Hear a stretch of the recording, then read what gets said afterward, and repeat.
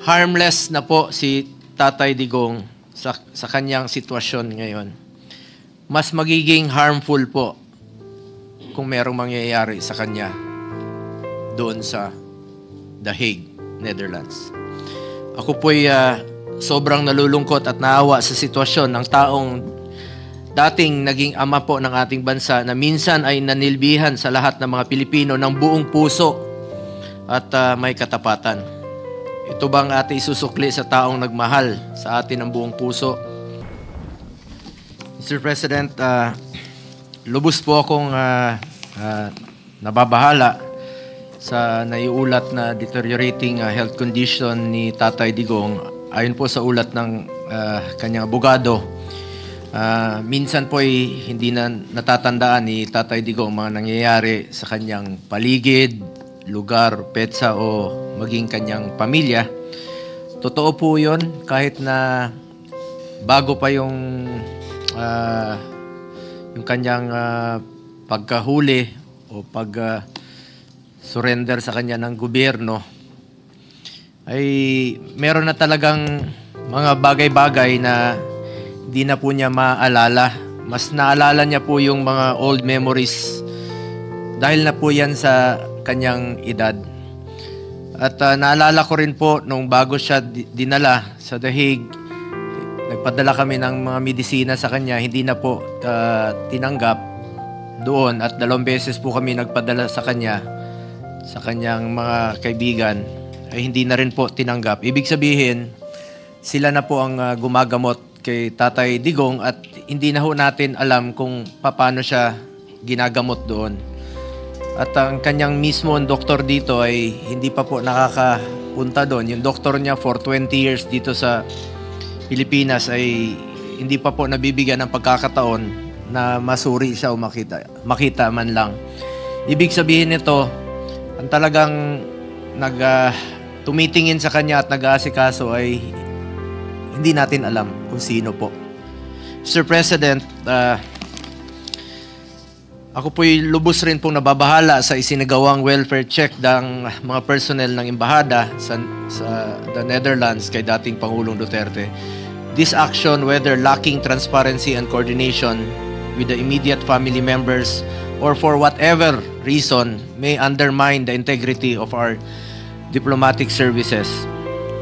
As former President, nung naging presidente po siya, he consistently championed the welfare and safety of our overseas Filipinos, such as the immediate repatriation of Filipinos in distress. Talagang tinututukan niya po ito. Pag meron siya nababalitaan, siya mismo nangunguna. At ito pong mga provision of legal aid sa mga OFWs, reintegration support, at pag may inaapi po mga OFWs, siya talaga mismo nangunguna at nagdidesisyon na i-ban po yung pagpapadala doon dahil ayaw niya pong nasasaktan ang ating mga kababayang Pilipino. Ang hirap pong mapalayo sa pamilya, hindi po nababayaran ang lungkot ng ating mga OFWs. Pero talagang pinaglalaban po ito ni Tatay Digong. Tatay Digong deserves the same respect and protection he once ensured for others. Kaya naman po, Mr. President, I appeal to our colleagues. Matanda na po si Tatay Digong. 80 na po siya sa kanyang edad. Mahina na siya at may mga sakit na rin po. Harmless na po si Tatay Digong sa kanyang sitwasyon ngayon. Mas magiging harmful po kung merong mangyayari sa kanya doon sa The Hague, Netherlands. Ako po'y sobrang nalulungkot at naawa sa sitwasyon ng taong dating naging ama po ng ating bansa na minsan ay nanilbihan sa lahat ng mga Pilipino ng buong puso at may katapatan. Ito bang ating isusukli sa taong nagmahal sa atin ng buong puso?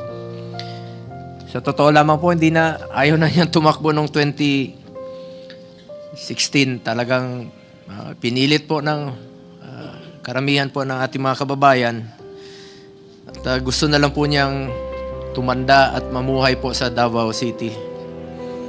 Sana naman po sa kanyang ginawa sa nakaraang 6 na taon ay suklian po natin ng pagmamahal Ginawa niya po ang lahat para mas nakakalakad po ang ating mga anak sa gabi na hindi nasasaktan, hindi nababastos, at dapat po ay Pilipino po ang humusga sa kanya, hindi po ang banyaga.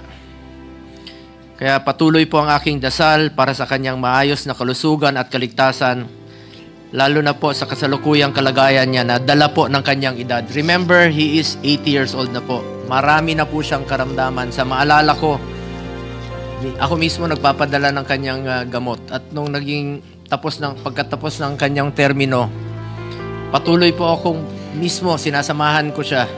Kahit hindi po siya nakikialam sa politika. Kahit kailan po hindi siya nakikialam sa politika. Pero nung pagkatapos ng kanyang termino, mismo buwan-buwan po sa kanyang check-up, sinasamahan ko siya. At ako mismo nagpapadala pa rin po ng medisina niya. 27 po yun, iba't ibang klaseng medisina ang kanyang iniinom. Ano kaya ang pinapainom sa kanya ron? Yun po ang isa sa aking kinababahala sa ngayon. For 24 years since 1998 up to 2022, halos 350 days po out of 365 days sa isang taon, magkasama po kami. At higit pa po sa tatay ang turing ko sa kanya. Kaya nakikiusap po ako sa mga kababayan nating Pilipino, pagdasal po natin ang kanyang kaligtasan, pagdasal po natin ang kanyang kalusugan, at ipagdasal po natin ang kanyang kalayaan. At alam ko po mismo, mahal na mahal po ni Tatay Digong ang kanyang bayan at mga kapatid nating Pilipino. Nakikiusap po ako, having said that, Mr. President, we appeal to our colleagues na sana po'y mapag-usapan man lang ang resolution dito sa plenaryo na na-file po ng iba't ibang mga kasamahan natin, including Senator Robin and Senator Bato. Meron po kaming resolution na na-file po. Let us act now and make a stand on this. Nakikiusap po ako sa ating mga kababayan, nakikiusap po ako sa mga kasamahan natin sa Senado. Alang-alang na lang po sa taong nagserbisyo po sa atin, nagmahal po sa bawat Pilipino. Maraming salamat po, Mr. President.